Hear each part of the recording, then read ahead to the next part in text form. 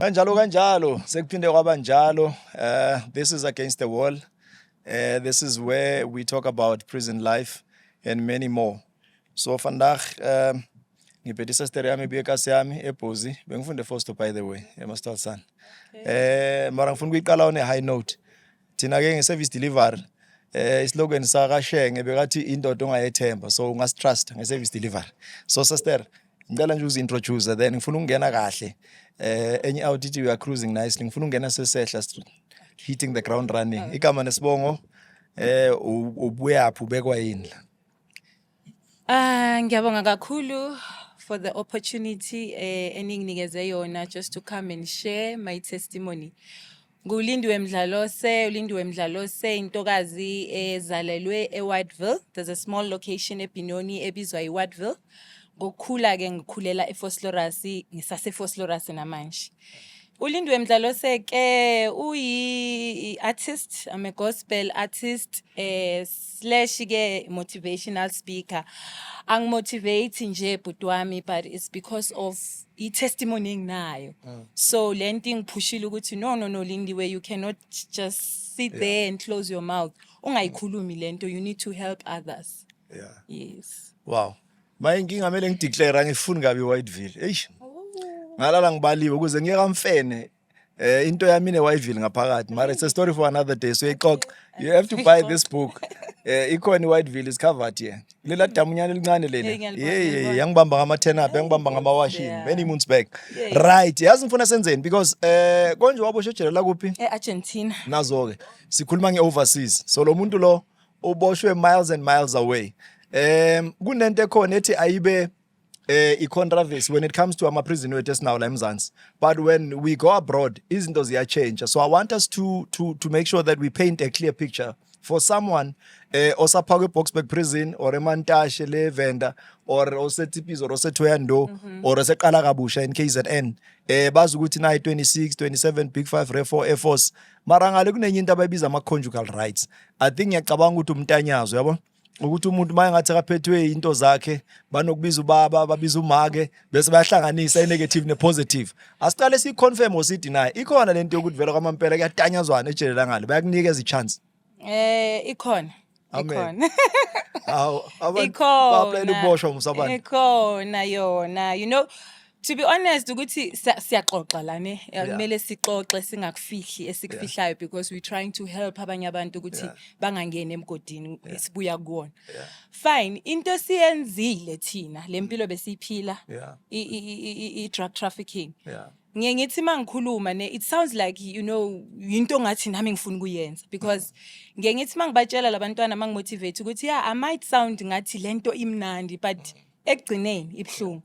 Yes, ngalena eArgentina I would say ukuthi bawakhona ama opportunities ukuthi basenze ukuthi sikhame down because ejele bafethu lizokwenzela.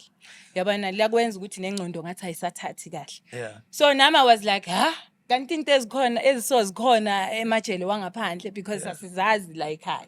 So uyanika ichance ukuthi if ufeel ukuthi manje I need umuntu wesilisa Flesh to flesh. Ngidinga manje ukuthi ngibe nale feeling ukuthi nami ngiyathandwa.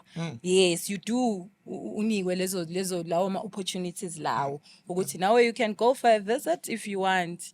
Uyobonana nobabasi nje nihlekisana keep stress ubuye selini lakho. Hewan. Habo futhi philo kamnandi. Uthatha umzwinyana one round unyana fast bese ubuyele selini. No sirivese kancane because you know ngayi yonke into yakhona iyidrama. Kunenyawuthi yami ithi kubo ifamily yakhe bamthatha njengehlanya. Bathi kuye wena uhamba wadopta bonke la bantwana bala emhlabeni mawucedile uclaim nento ongayazi ukuthi lo muntu umntanakho. So this guy ugwetshwe 25 years. Spend about 12-15 maruno umntwana ona 9 ngizoyiphinda futhi ngiyazi one miss call. So i-question kubazali bakhe babuza ukuthi indoda wena uhambe unganamntwana la. Then the next thing uyabuya sekuvele enye indoda yamadlebe amakhulu ena 9 ithi iwumntanakho. Umntwana ubuya apha umntwana ona 9 asithi ungefasi ibuyisele emuva komunye umuntu mayibe miss call. So in other words lana sike sabona ivideo yephoyisa SAPS the man in blue and then no brown and then bekwalobhizi benza ifondling kwaba matanya then kwavele enye out kibhantinti isiboshwa abeka ivideo yakhe kwavela ubrown no orange so in other words lo mntwana ona 9 kube le situation yaka brown no orange so in SA lento into eyitshontshwayo but it is there and it does happen so omunye umuntu ubuza ukuthi emfethu lento kahle that's why iba ngathi awukho right ekhanda abantu abafunde kakhulu abantu aba too spiritual abazi understand izinto benokuhlala no bishop wami ngambe naye athi no Skeem ukhona umuntu okhohlala kanjalo emhlabeni athi hayi angitibona they are men of cloth ngithi lento iyenzakala so masibuyela ngarayi overseas lento is it constitutional ukuthi na umuntu can just have sex kahle straight bivumelekile niyaba ne relationship yenu nizwane kube mnandi nivumelane even if nifuna ukushada you can makwenzakalile ke ukuthi mangabe nisazithola kwaba mnandi kwaba khona okuhlalayo kumama then uyabona nje ikhona nje leyo nto leyo yaqhubeka okay so ngifuna ukudraw nje contrast because zobuyele emuva so build story sakho I don't just do it's not an interview for me this is just a talk yabo so mawuyibheka eSouth Africa kunento ebuye ibe indidanyana ukuthi mawuya kuma ticket box lapha nefonini la ufaka khona iwakho card mawungena emajiteni sectionini kunama condom ndagcwele la box now the question is i condom if kungavumelekanga isex kuyohlatshwa bani ejele i condom yani kahle ngisafisa ukuthola iprison wari ezongiexplainela la ukuthi lama condom are we saying we are condoning into yokuthi abantu vela kube njalo so ngale ngiya understand ukuthi njani so ngifuna ukuthi masiya ngale abantu sidraw vele i contrast between ngale nangapha ukuthi ibalance kanjani so mawenza le first laga asithi mhlambe ubhala i request yalento ubhalana ukuthi mina ngomile ngifuna ngiyaimagine le lento kahle ithi ngiyichaze kahle ukuthi kwenzakala kanjani manifika sesiyagijima phela sesixoxele udaba lo la phakathi but anyway it's fine ithi silungise le ndaba ukuthi angithi kuyajolwana lapha masifike emaselini kunama phone lapha emaselini so immediately masifika kunabo baba angithi kune prison yabo baba ayikho kude nale yethu so kuyafona nje kubusy a man would call and say I'm looking for a chick a tall one light skin yabona kuyafona ukuthi ukhona otholakalayo lapha eselini leni because kuna pavilion la besikuwo are different inside we are 10 omunye nomunye ne room yakhe so we are 10 it's a cell yeah called them pavilions yes so si 10 la phakathi different ladies from UK abanye they from South Africa Thailand so guys will be calling in ukuthi ngifuna umama so yabo so when amawuzizwa ukuthi it's like I'm interested then we are efonini ke senaqala ke niba ne conversation ke so kuyashelwana kube njaya mako ukuthi vele niya blender kune chemistry then you go for application yoku apply for a visit that's how it happens so you're talking to a complete stranger ifana ne call center lento so le phone ejele or phone yenu nimolile sesayini isejele amafoni asemajele all the so because there are numbers anyone uyakhona ukuyithola le number maka access number uyafona and say ngicela ukufisha ngifuna umuntu oso so ukhuluma ne stranger ukuthi size sokubona then makwenzeka isikhathi sokuthi omunye sekafila ukuthi hayi nokuvuka uAdam impela lo muntu ngifuna ukumngena kwenzakalani in terms of ukuyochecka whether someone is clean or not okay thank you for that question so now angithi niyakhuluma makukuthi kunalokhu kuhlangana ichemistry leyo then niyacela ke ukuthi sicela uapply for i-visitor besithi i-visitor so i-visitor yenu niyayi-apply man apply kanjalo bazonithatha ke bayonicheck because you don't just go ningachekwanga checka wona go HIV ama STI and whatsoever and then makutholakala ukuthi between mina nawe khona okungahambi kahle bayakutshela and then bathi angeke simfihlele usisi or ubhuti kuzophuma kuye ukuthi uyaqhubeka naye i-visit lena or uyayicancel so we kuyacheckwa akumanemane nje kuhanjwe kuyodudulwane kube mnandi kube nje yaye siyachekana ukuthi sisi right so in a case where you are interested ubuza lo muntu uyamdescribe ukuthi ngifuna tall and slender only to find ukuthi lo tall and slender wabulala indoda wayishisela endlini wenzani ayikenzeke leyo case in that case umuntu makefika eza clean nje yena azitshela ukuthi ngizifunela ichair athola ukuthi lo muntu bekuyi-serial rapist or killer iyenzakala I kuba think ne-U-turn. ukuthi angithi sonke lana phela sisedanyana sonke lana singama-criminals so ukuthi wena ubulele mina ngenzeni asikubheki lokho kakhulu ukuthi nje into yale application yokuthi ye-visit ukuthi nje siyopholisana amanxeba uyabona sokhama down. I think ukuthi kuhlalwe phansi bayibheka lento. I would say ukuthi i-embassy yama like we foreigners ngathi bele bahlala bayixoxa lento because i-treatment yethu singama-foreigners sise-Argentina it was different from yama-Argentines. Okay. So I think they were like saying ukuthi labantu bakude nobody's coming to visit them yabona. Let's try ukuthi nje babe nento ezobakhama down. Yabo so I think. Yes, let's take it to England. I think we need to accommodate people because I know every time abomesh laba bawabeka iboots entanyeni people they want us to mix nyan kube nesilungu here and there as we are motivational speakers. Okay, yeah. Now let's go back to where you are coming from. Now we are taking it back to Africa and what gave birth. I know not so long ago we met and Manglangana now we were on stage where you were sharing your story. Yes. And I think you were very intentional about telling the young people about Lobu Slay Queen. You keep on referring and narrowing it down to Slay Queen. So I want to understand ukuthi le life ukuze wena uthi no nayi into kahle kahle eyafaka amanzi ngomsele. What was that moment where you said no manje I'm tempted and I'm yielding into this temptation? Okay, thank you so much. Lindiwe Mdlalose, I forgot to mention this. She's coming from a Christian background. Ngizalwa ubaba umfundisi. PK. Yes, I'm a PK. So, Lindiwe makakhula umuntu nje bethanda izinto. I don't wanna lie, ugirl bethanda ubuhle. You know, I was like ngifuna nje we call them abo slay queen. Yinto bengiyithanda. So I was into entertainment industry as I said ukuthi ngiyacula. Things were not like favoring us those days. There were no gigs. We were like slambile. So nginalabangani sisonke siku industry. Into be different ngabangani bami ukuthi bona bebayiphila lempilo engiyifunayo mina le ngiyilangazelelayo. But ngizibuza ukuthi kanjani because we are still hustling for lama gigs. There are no gigs and then look at them. Bayaslaya. So I then ngababuza ukuthi hayi bafowethu khona lokho eningangitsheli kona nenza ngani. Then ke bathi hayi ke thina we doing this job is traffic drugs. So if you really want to live like us, we don't have a problem. We will take you to our boss ukuthi akutshele ukuthi yenzwa kanjani lento. Ngithi no. Like I don't care ukuthi ini yenzani. All I need is to see myself slaying and living the soft life. So this is the reason mangi motivate angitshele abantwana bethu ukuthi they should be careful because really if you can't afford this impilo soft or lobu slay queen, live it because the more uzoyifuna lento ungayi-afford uzogcina ungene ey'ntweni ezi-wrong. Yinto engiphushile because mina I wanted this glamorous life. Yabo? So they took me to i-boss yabo ke. Fika uboss kimi athi Lindiwe thina this is what we do. Thina santhatha umuntu ovumayo ukuthi I want to travel umhlaba wonke ayolanda lama drugs ku different countries. So ngathi mina I don't have a problem. Wathi into esizocela yona we don't need umuntu ongekho bold enough. You know, fear nje mele uyisuse. Ngathi mina no problem. As long as I'm going to make money, I'm in. But we're going to change your image because my friends they were glowing. I mean they were looking bayile nto engiyifunayo. Gonna change your image and we are going to pamper you wherever la sizokuthuma khona. We'll make sure ukuthi right. So kwasounda yabana right for me. This is the life that I want. So ngathi I'm in.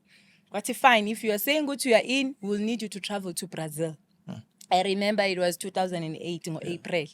So you'll have to go to Brazil for us. Ngathi sure. What okay, go back uyozicabanga uyozilungisa but please make sure ukuthi if here uyayisusa kuwe because we need ukuthi uthi noma ungene airport yabona kube another thing econvinceayo ukuthi this lady umuntu oyimali zakhe yabona noma bafuna bazokubuza ama question but the way you look ilook yakhe yasho ukuthi lo muntu lo istory sakhe uyasasa.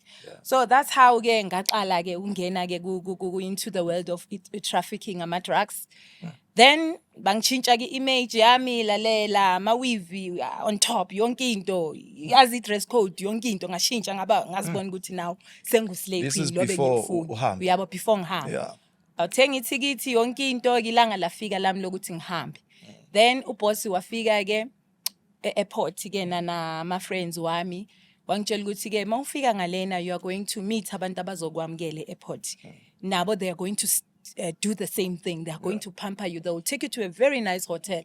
Lalela uLindiwe bethanda izinto. So mabaloku babala le life le ngithi, you know what? Oh, ingenile ngiyile nto engiyifunayo.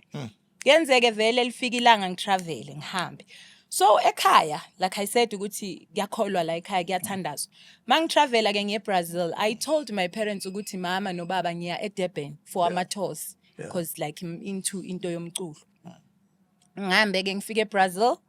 Mangifike eBrazil kwenzeke njengaleyo ndlela ngibathole bangilindile bangiwelcome bangithathe bangise kuyilalela ihotel emnandi right the tops ngibona ukuthi hayi ziyakhala mosla uyolanda o uyodeliver ngiyolanda eBrazil okay fike ke bangithathe bangise airport nabo ke banginikeze imali bathi you can go for shopping yothenga nanoma yini oyifunayo kube mnandi kube nje yaya mina bengithe but Themba, this thing I'm just going to do it once. Mangitholele mali, then I'm going to open a business. You understand? So because of yazini the way bayenza ngakhona. Yangenza lento ukuthi you know I cannot stop man. Lento le ile life engiyifunayo because ngihlezi ngiyibona nakuma movie, ngihlezi ngibona nabangani bami. So iyenzeka manje lento kimi. I'm not going to stop. Ngafika eBrazil ngahlala 1 week mangihlala 1 week kanjalo ngelanga lele engizohamba ngalo the following day bafika on a Friday I remember mabafika what was strange is that baza ne luggage entsha erumini so mabafika bathi kimi sis Lindiwe you know what's going to happen angeke usabuyele emuva nale luggage ozenayo we want you ukuthi ubuyele nale luggage yethu because inside sesipackage le yonke into omele uhambe nayo when you open this luggage you cannot see cocaine. What is happening is that from a factory, bayenzile bapaka kahle izinto, you understand? So what I did, nga remove my own clothes from the luggage engize naye, nayo ngafaka nga. Transfer. Yes, then they said to me, good luck, may the Lord protect uhambe kahle. Because uNkulunkulu guys imbiza nasentweni ezimbi siyambiza. Nomi yobulalo uyambiza. So ke na ngayenza njalo ke ngathatha ngafaka ngapha. Seni lafika ilanga ukuthi manje nge-airport. Remember batheni kimi no fear. Ngazicomposer because they told me ukuthi even noma unyathela mele i-airport ikufike. Unyathela ngabantwana. Unyathele kuzwakala ukuthi umuntu wento zakhe. Ngakwenza lokho because uLindiwe bokumuntu onesibindi. Ngakwenza ngangena e-airport eBrazil. Uyazi because when you're doing this business ushilo Sis Clementine ukuthi abakhethi nanoma ubani. They look for those people abana that appearance ukuthi noma ungena ubhayizise nyana bobaba so that even ne look nokugcoka kwakho and everything so noma bafuna ukuthi bafuna ukuchecka but ubabambe ngalento zobabamba ngayo ukuthi bakiyeke undlule so ngangena to God be the glory ngahamba kahle ke yazange ngibe nenkinga ngabuya mangibuya like I said ukuthi ngizothi once off ngithatha le mali ngiyovula ibusiness walenda safe ne consignment yonke into yahamba kahle so would I be right by saying abantu abenza lento njengoba uthi ngathi abantu abachosen kusho ukuthi if bena abafana ngabe nishama heist kahle nesibindi lalela angifuni ungasho mina those days isibindi sami besingasuki phansi besingasuki phansi angifuni ungakhulumi iqiniso benginaso nje mina angithi ngiyayicabanga njengoba ukhuluma kanje ne uyabona mawubona ama goosebumps you are thinking a movie le angithi sibukela bo hit and stuff mawubona bayongena there's a moment la kunomntwana kaValkima acede ukuhlanganisa le toy bangena ebank ngalama bag ngama rifle then uyazi ukuthi akusena turning back so wena mabathi na travelers bag ulayisha impahla zakho sekulapha in the heat of a moment ziyakhala straight so uyazi ukuthi manje kumele uqine ngiyazi balapha labahlala bala TV babukele manje bathi oh Skeem sifuna ukuzwa manje ulendile uyayidla le mali na askisi bengamphazamisa awuze nayo kahle ke manje so ulendile la i-paycheck uyilanda kuphi yokuqala same people laba bakhiphe bakusale bawubuya bayakureceive yes bangireceive ngayo was there a celebration nyana encane lalela ngithi manje mina bengithe ngiyathatha le mali mabanginika ngiyayeka so indlela benze ngayo ngathi oh mosile le life mina phela manje sengiyahappen mangifika bangimele wow yabona mawufika uphethe ishandisi ya celebrate because ngifuna ukushiya emuva ngifuna ukuphazamisa give us the trend because mabakhuluma la bakhuluma ngibona ngathi kuna same pattern kubalwe foreign national one nikhuluma le bag ngibona ngathi style sakho na C1 angifuni ukuthi be reputation but ngifuna ukuthola lapho beka umhlobo bani lo muntu. He was a Nigerian guy. Okay, all right. Yes. Asibuyele partyini ke manje, celebration. So ngifika ngimelwe laphayana mina phela ukulenda komuntu kuyacelebratewa because izinto zenzeka. Kuyanokhwana kule business. Service deliver. Kuyanokhwana. There are a lot of ladies namhlanje abanye abasekho emhlabeni just because bakusende eBrazil bathi go you collect stuff bese wena mawufika ngala fonela impinji zakho uyabanoka uyabo. So immediately bangibona ngiyehla kuyacelebrate because imali le serious. Bangithathe bangise airport hotel leli bebangibukhele lona la eSouth Africa mangibuya. Mamela champagne ezidurayo laphayana. Imali yami le ekumele ngibhadalwe yona into eyangihlangisa ngabona ngathi ayizakhala la. Beyibekwe embedeni ngama 50-100 cwela umbhedi imali ngathi hayi lalela mosile impilo mosile. So hayi ngizoyeka kanjani le ngoba ayizakhala la. So ngahlanganiswa yilokho ngathi hayi bo angisaphuma. So from there ngihamba ke ngabuyela ekhaya. Into ebhlungu ukuthi ngithi mangihleli phansi ngithi hey yazi inherentbini ulindiwe mhlawumbe ingqondo yayikhona o kanjani noma ingabe ingqondo beyikhona bengizobatshela kanjani abazali because le mali mina bengithi mangiyithola bengingayidli ngithenga izinto ezibonakalayo because remember ekhaya bazi ukuthi traffic ama drugs mangihambile ngiyoperforma kune gig ngibuye ekhaya mhlambe ngibhadalwe leyo 5,000 or 4.5 yabo. So mangizobuya nemali engaka ngizobonisa ukuthi mhlawumbe ngifuna ukuthengela umama lokuna kuzoba suspicious. So mina bengithi mangikholile ngithola imali hayi kuyochomelana siye emasentini kothabuka kulama expensive clubs. Sichomelana ngotshwala ukuthi mina I'm drinking champagne yo 5,000 10,000 yabona. Kushidluphu lapho ngibashangewe abantu yabo. So ngisho naseKasilambe sengihlonisha ukuthi mangivela bathi na uboss lady. So that's how mina bengidla imali yami kanjalo. Sida ngiyazikhipha ngiyakuma holidays because I could not show at home ukuthi mina phela ngiyenza imali yabo. So are you saying sizama ukusiza abantu edladleni? So if we see usisithuli achintshe lifestyle singamazi ufundaphi usebenzaphi ne boyfriend asiboni, are you saying people need to be concerned when we are seeing some instant success or microwave success? Abantu they need to be concerned. Exactly. It doesn't matter whether we chair or we out. We have to be concerned there. Yeah. Okay. No qhubeka. So ke bokuyimpilo kaMalindi ke leyo ngizosileya ngifuna ukubonisa ukuthi mina nginemali ngobigele. Fine. Ngigudleke manje sebathi kimi bafuna ngihambe eAfrica. I've been to Congo, I've been to Malawi, I've been to Namibia. Yabona nje Amacheko wonke lawo. Imali leyo. eAfrica ngihambile nje kakhulu.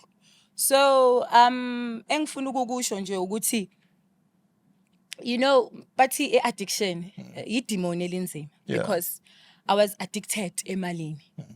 I remember there was a time whereby I think uNkulunkulu bekangibonisa ukuthi indlela yakho manje seyiyala izoxaka khona uzokhala. 2011 I remember very well mabangicela ukuthi ngiye India because thina ama drug mules masihleli siya research ama ukuthi uyo travel uya kwe country bheka ukuthi country yakho injani ijele la khona because we knew besazi ukuthi lento engiyenza inejele eceleni kwami. So mabathi India Google ngicheke ngithi but because of imali because imali beyingafani package ye country ne country imali zakhona bebangibhadala zona bezingafani. So ngizwe ngithi hey bathi zakhala ijele la se India but because of this addiction that I have ngifuna imali I couldn't say no. Ngahamba ngaye India azicishe zangishubela ke lapho ke. Hamba ke ngifike ke India one thing about airport yakhona once you are saying you're from South Africa they call us Abo Mandela they worship you big time. So ngiyafika ke India as usual hlala u1 week ke bangipamparishe yonke into imali that lifestyle.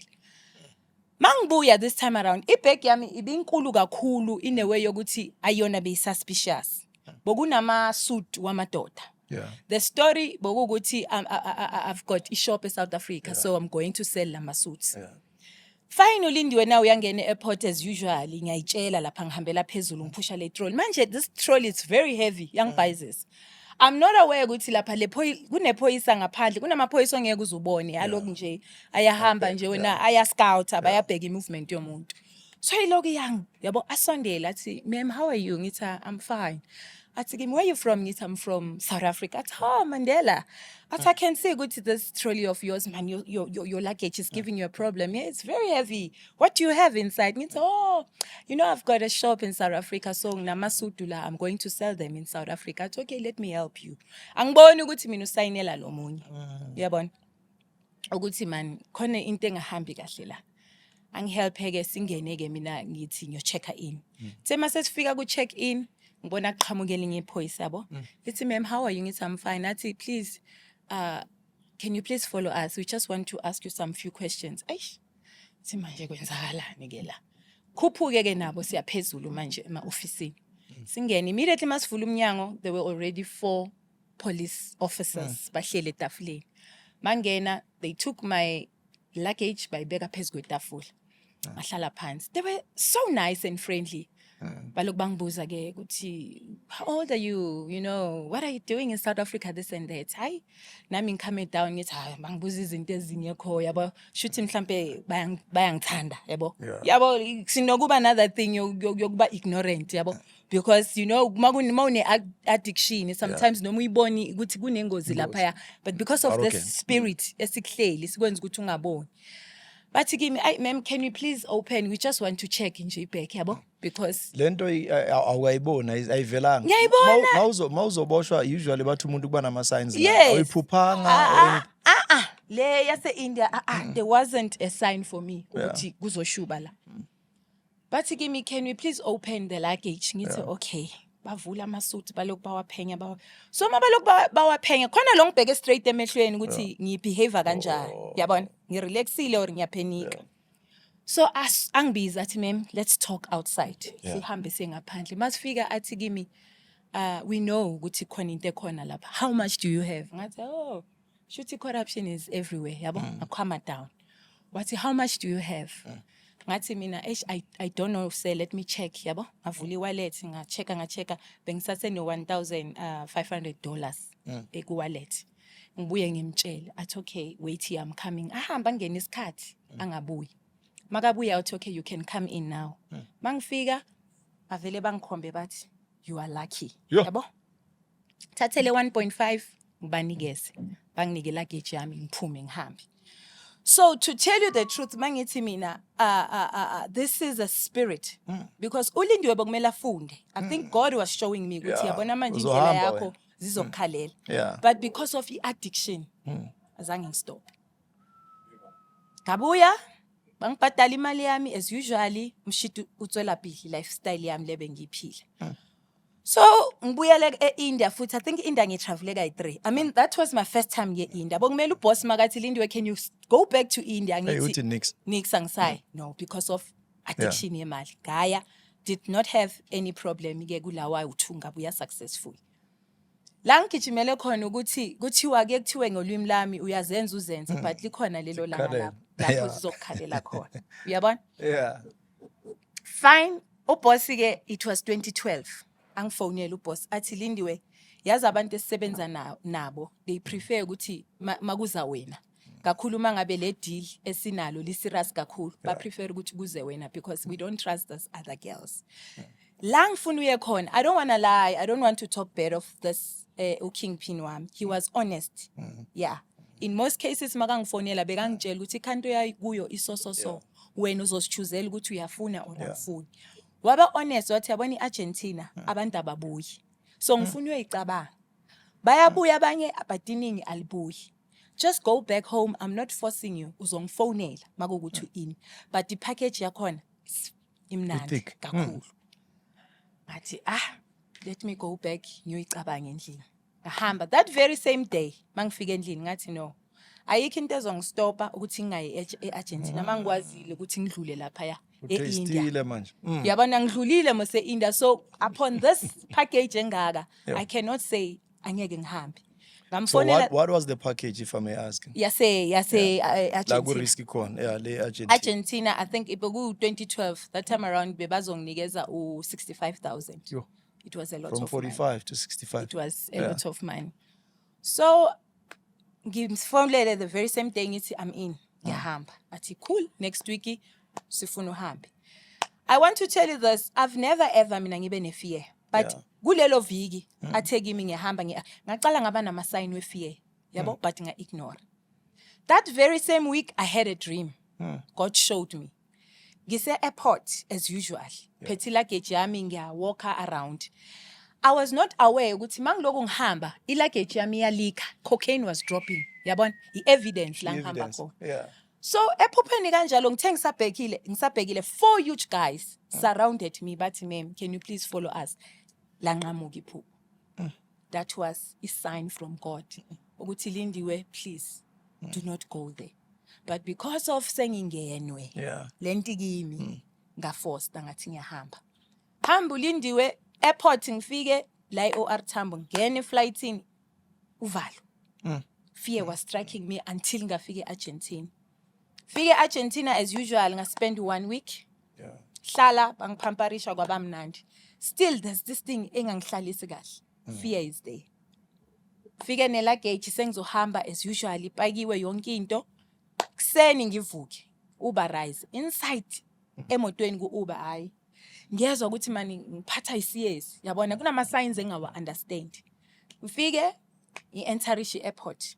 Fike airport mangena ngichecke in all went well. Fike isikhathi sokubhoda sesimile line. You know, siyathandaza masizenza lezi zinto. Busy interceding ngiyakhuleka ukuthi phela masengila sengibhoda sho ukuthi ngiyabhopha. Ngithe ngisathi ngibhekile ngiyezwa bathi kune flight delay. Ngaphakathi kimi I knew ukuthi wow, le delay ikhoswa yimi. After some few seconds it happened exactly as ephupheni. 4 huge guys came. Oh. They surrounded me. They said, ma'am, can you please follow us? And then I knew from there, ukuthi, ijele. I think Lindiwe all this while, mangiloku travel, I was just living on my planet. Bengu-world yami. Yoguthi hayi umhlaba owami la. Themba bafika la madoda u4, that's when I came back to the earth. Ukuthi ziyakhala manje. The first thing eyafika kumina ukuthi my parents humiliation engiyoyiletha endlini ubaba umfundisi noma umfundisi. How am I going to deliver this news ukuthi ngivalelwe? Bangithathe bakhuphuke nami se-officeini. Masifika immediately they opened the door. My luggage was there on top of the table. Bathi kimi ma'am can you please give us permission to open your luggage because we suspect kunento wrong la. Sengiloku ngithi angisakhulumi nokukhuluma. Bayivula but they took everything out my clothes. Akuna next. Ngabezwa bakhuluma ngeSpanish. They came back to me, but ma'am, do you give us a permission to break siyiphule because I mean we suspect kunento la. Sengiloku ngithe bayibreaka khwa yaphuma icocaine. So ingembezi ke seziyaphuma ke manje. I'm thinking good I'm far away from my people, my loved ones. And my concern and my worry was that, am I going to be killed here? Because angiyazi Argentina ukuthi operate kanjani. Some countries, they kill you for drug trafficking. So I was disturbed. Am I going to see my family ever?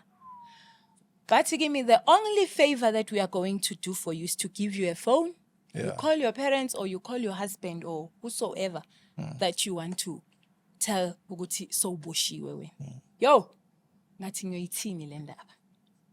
Thathi phone ngathi the only person that I can talk to is my father because ubabami bengine relationship kakhulu naye umama beka strict kakhulu and thinking for ukuthi umuntu wesifazane makazi indaba eziso maybe angacollapse no collapse. Ngamtshela kubaba ngathi madlula sekubhedile.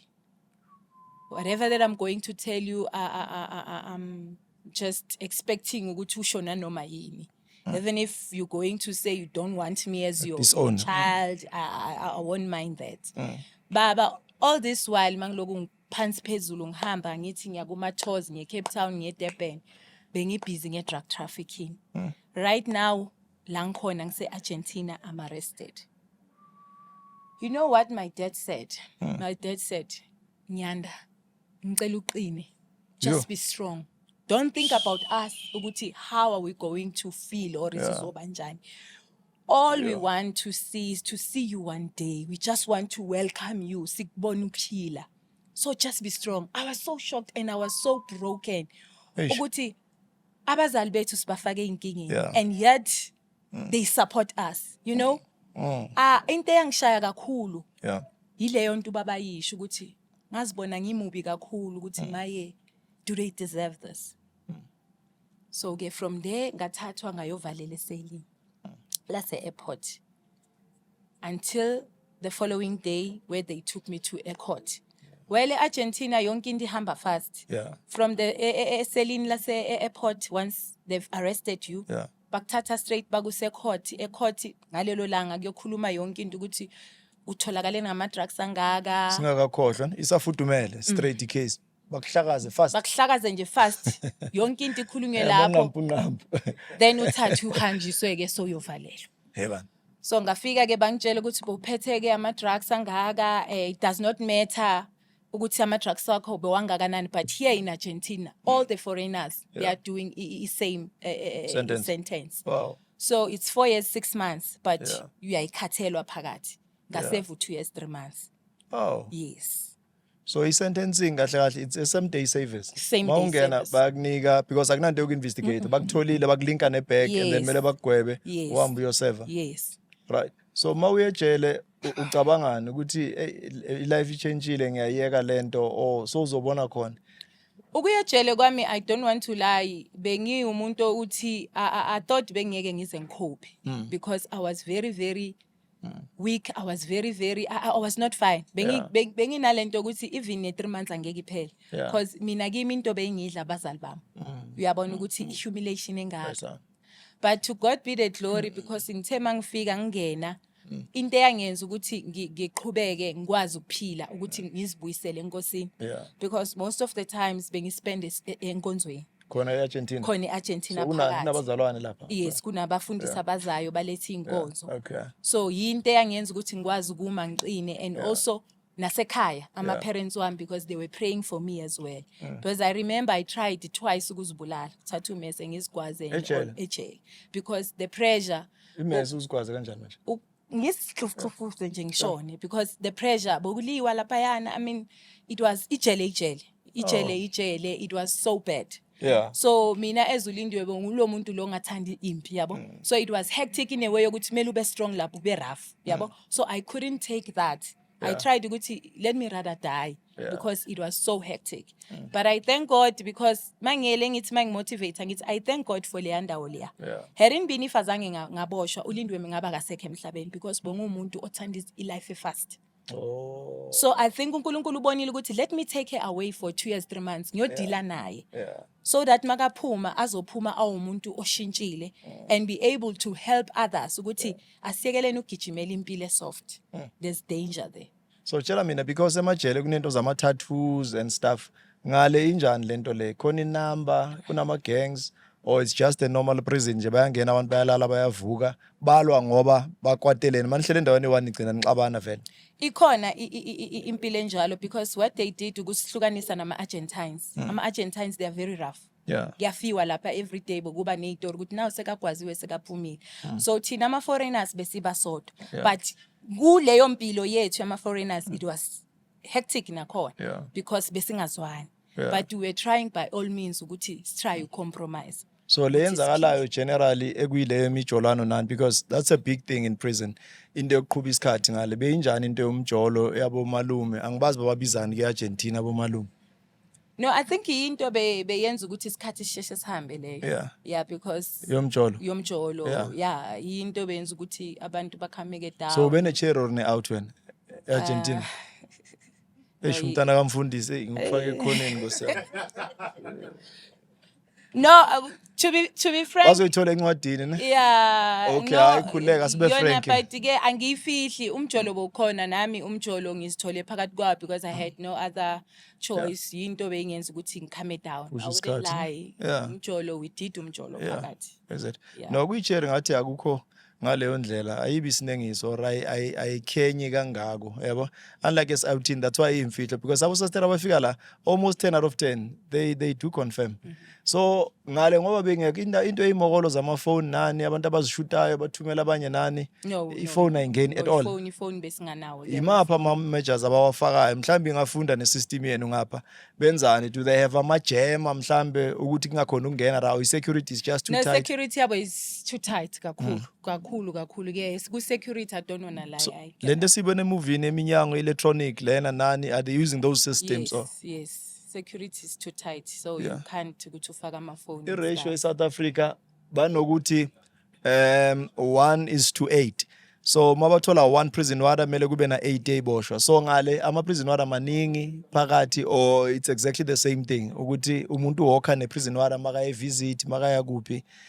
I think it because like ama-pavilion lawo besinawo bewawu on kule side lethu bewayi 8. So ama-prison warders bewasebenza esayidini lethu on a daily basis bebabawo 4. Yeah. Oh, it's almost the same ratio. All right. So in terms of the CMC Case Management Committee, Nama Parole Board, do they have the same systems? No. It's different from here. So for psyche kwenziwana ngithi ngine social worker, ngine psychologist, ngine psychiatrist. So kuba nani la? Phela ejele South Africa into eniyenzayo uyafola, uye clinic uyafola, uye toilet uyafola, uyodla uyafola, uye parole board uyafola, uye CMC uyafola. Nasemini or ekseni mase banivulela abanivalela niyafola for life for yonke into. Ngale niyayenza lento. No, ngalena system yakhona it's different because if you've got like a problem uyagula, awuzizwa kahle. Uyababiza aboseladora, ama-prison warders, we call them aboseladora, because I had to learn Spanish. They don't speak English there. So uyasho ukuthi awuphilanga. Immediately uyavulelwa, uyahamba kune-clinic inside. Bakucheck if inkinga yakho ke is serious, then they will take you to a hospital the following day. So it was, I don't want to lie. Angifuni ukukhuluma ukuhle because some people like kunabafonayo but it seems as if Argentina ingcono kuna, let me rather yabo noma ngiboshwa ngale. So whenever we motivate, we try by all means ukuthi singakhuluma okuhle kakhulu ukuthi yabona ukuthi siveze indawo yangale ngazuthi kuyahlaleka, but ngasho ukuthi it wasn't bad. Noma umuntu ophile kahle engqondweni yakhe ayikho into enhle ngejele. Let's understand that. And this is khuluma namahlanya la because ijele ngesintu bathi ukufa. Incwadi yami lebhalwe through it all. Because ngiyasho ukuthi ngangena ngafa ngabuya futhi omunye umuntu utendo usho kanjani ngokazi ufa ngafa mawese Danyane ayikho indaba yakho. So whether use Argentina kune sex nyane emnandi ngaphakathi ijele. So mawulele ke ngoba amaphupho angaphandle nasejele ayafana. Uphupha the same mawulele angithi bangizilelele ngihleli ngisedladleni unokuphupha ushilo la ubra Israel athi hey iphupho ungaphupha unendle sesentini mawuvuka la uyibhantini awuna next. So mawulele ebusuku ngale buyafika ubuthongo straight or uyayijwayela lento. Mina ngifuna ukucamba amanga abokungalaleki kahle kimi. So angeke ngithi mhlambe benginamaphupha amnandi ngale. Ukulala nje bengalali because le ijele liyapoha mfowethu. Ijele linento zakhona.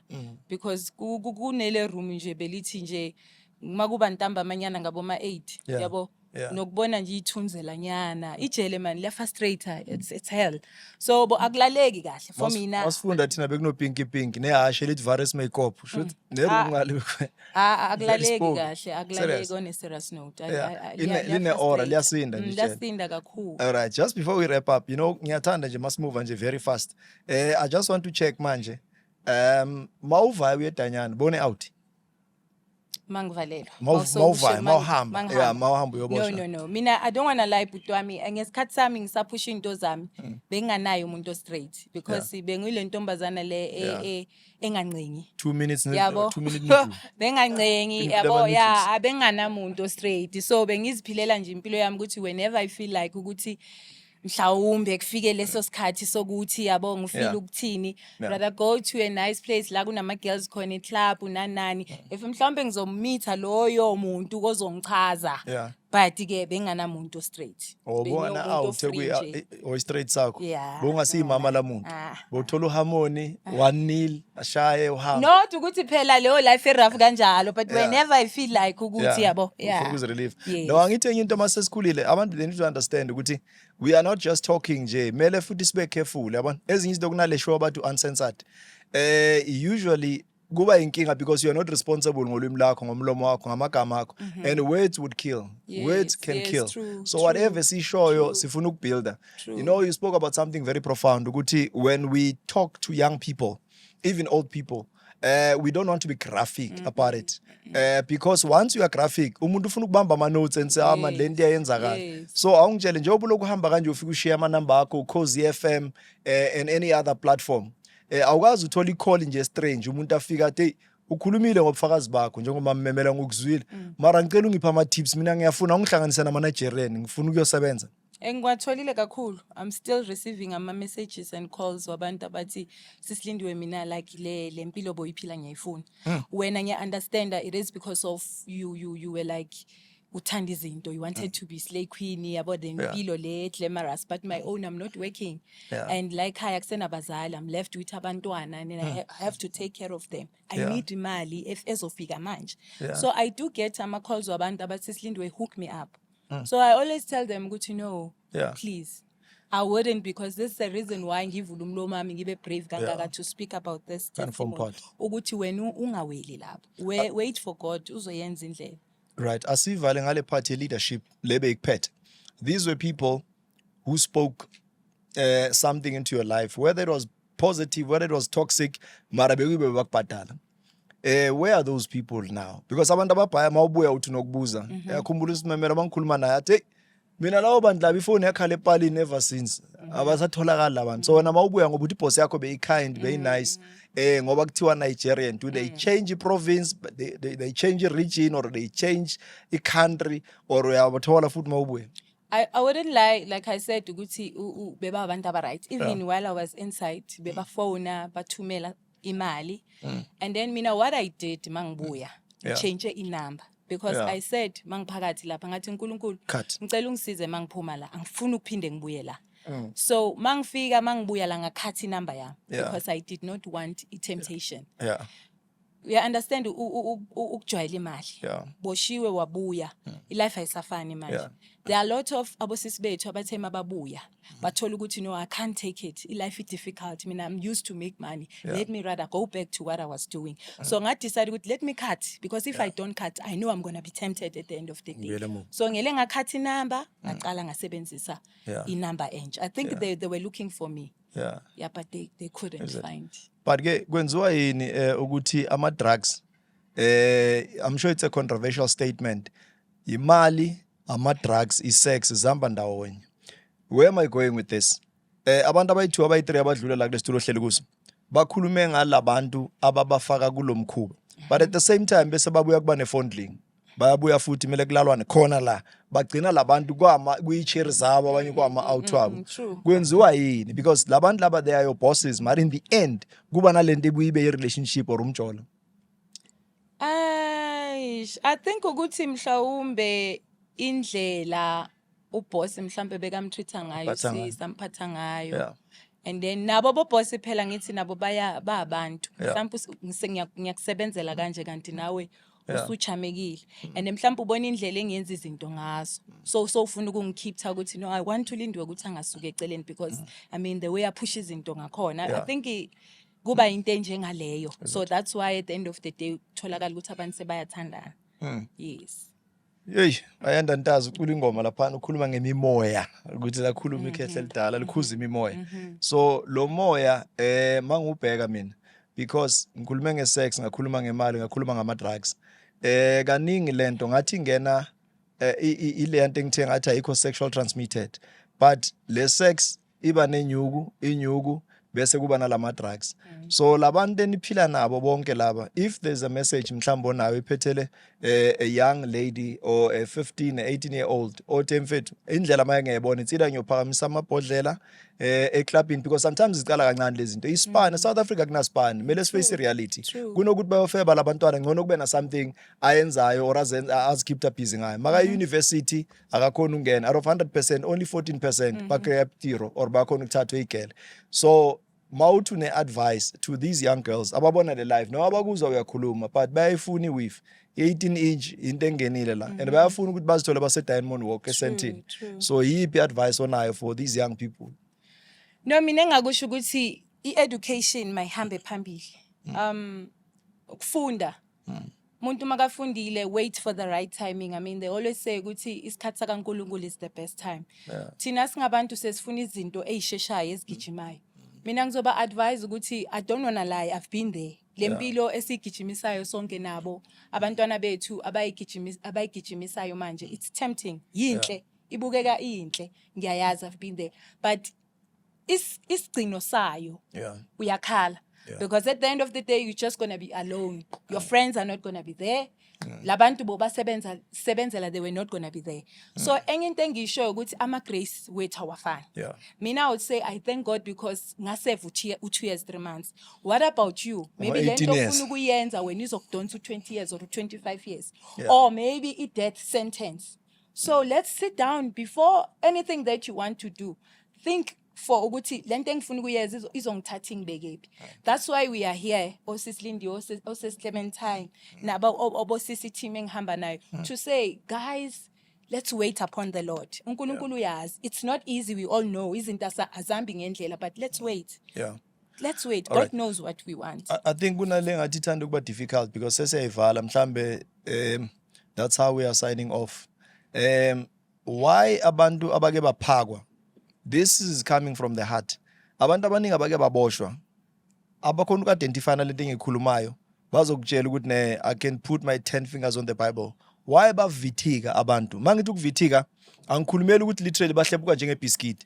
Mara bavele babe down and out. Mawuke waphakwa, mawuboshwa, sometimes ukhona into ukuthi ufike ukhuluma umuntu athi endoda angeke ngizoshunyezwa umuntu ofile ombonayo ukuthi offlow angeke abuye. But why umuntu make waboshwa makabuya bhayiziseka nswembu? I'm sure mawubhekile when you are saying bengiphethe equality enye bengifaka amanye ama brands bengitshentshe inwele like nobody's business. But mawubuya why kuba difficult kokugcina? Do you think you are paying for the sins of your youth? Yeah, question yakho i-question nami enginokuthi mangihleli ngikhuluma noNkulunkulu. Sometimes izinto mazihamba ngendlela ebhlungu. Ngisho ngithi Nkulunkulu, where are you? Because mina Lindiwe le life bengiphila ongikhiphe kuyo. Bengiphila kamnandi soft, yabo. Why now that I have signed a contract nawe yokuthi I want to open my mouth and motivate people ukuthi do not take this way and I'm suffering ngalendlela. This is the thing nami enokungikhathaza. But mangiloko ngiba na this thing yokukhathazeka ye-anger. Kube nento ethi no, yehlisa umoya. Kukhona okuzayo, just be patient. Uyabona? I think uNkulunkulu nayo inendlela yokusithesta just to see ukuthi whatever that you have said mawusebu enzimeni, because remember masebu enzimeni siba nengxoxo naye, that conversation yokuthi God, if you can do this, this is what I'm going to do. That covenant that I had yiyo lena uNkulunkulu afuna ukuyibona ukuthi uthe mawuphuma la uzoyenza so he's still waiting to see ukuthi ngiyithatha ngiyisaphi lento so that he can open all the floodgates of heaven. It will rain. I just want to encourage abafowethu nabodada wethu abafana nami, because my biggest goal from here ngokusiza uNkulunkulu next year, I want to go to prison to say, because there's a officer mudise enginokusebenza nabo abantu base Bosberg Correctional Services ukuthi there's a problem emajele, abantu bayaphuma babuye. So I've got this thing yokuthi ngiyo encourage abobhuti nabosisi phakathi ukuthi you can change. Uzitshele mawuphumile ejele mawuphumile ngaphandle usitshela ukuthi angisayifundile yambi. It's possible, because most people are saying it's not easy Lindiwe. Makunzima uthi senze njani? Obviously we're going to go back to what we used to do, but it is possible because here we are still standing. Noma isimo singavumi kunganamali, but because of what we want to see change and we want to help others, so we can. Let's just be patient and believing kumveli nqangi, our creator. Last one, as we are signing off and we are out, don't forget to like, to subscribe, and follow us and share also, because siyakhula as a channel if you like or subscriber okanye share. One last thing, I'm going to do something engaze ngayenza kumuntu. Looking at this camera, kunomunye umuntu engikhuluma naye athe video you are busy with something very big. Ethi I would do it again. So in other words, if ever usisithuli kwenzeke something eyenzakalayo, enze something naye unthinkable. Whether ubulala umuntu, I'm just saying, God forbid, then angene ejele mabambuza question ukuthi would you do this again? Athi lo muntu warape umntanami ngambulala mangavuka ngambulala futhi. Would you do this again? I wouldn't. That's how we wrap it up. Bekuyi covenant le uyivalile nomoya kaThixo uthi angeke aphinde abuyela ejele. Bengimsayinisa ke usayinile phambi kwaNkulunkulu naphambi kwabantu. uNkulunkulu uyanithanda, sinthanda nonke emakhaya. Keep well and stay blessed.